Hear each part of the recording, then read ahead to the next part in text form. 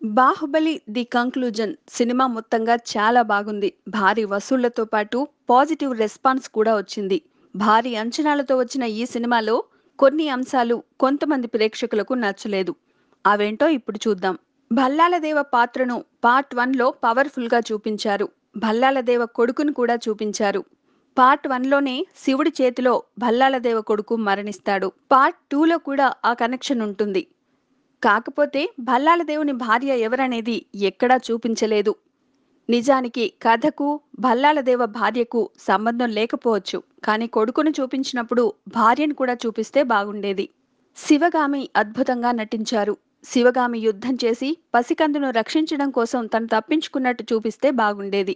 పైగా మాహిష్మతి సామ్రాజ్యంలోనే ఆమె నీటిలో మునిగిపోయినట్టు చూపించారు. కానీ పార్ట్ 1లో ఆమె జలపాతం కింద తేలినట్టు చూపించారు. ఈ రెండు సన్నివేశాలకు చిన్నపాటి కనెక్షన్ ఇచ్చి ఉంటే బాగుండేది. బాహుబలిని చంపాలని శివగామి కట్టప్పను ఆదేశించే క్రమం చాలా మందికి నచ్చలేదు.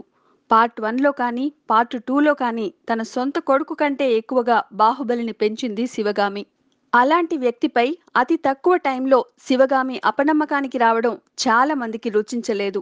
పార్ట్ 1లో శివుడు అవంతిక మధ్య రొమాన్స్ను అద్భుతంగా చూపించారు. అసలు అవంతిక కోసమే తన ప్రాణాలకు తెగిస్తాడు శివుడు. అంతలా ప్రేమించిన అవంతికను పెళ్లాడినట్టు చివర్లో చూపిస్తే బాగుండేది. అలా చేస్తే అవంతిక పాత్రకు కూడా మంచి ముగింపు ఇచ్చినట్టయ్యేది. నిజానికి ఈ లోటుపాట్లు రాజమౌళికి తెలియనివి కావు.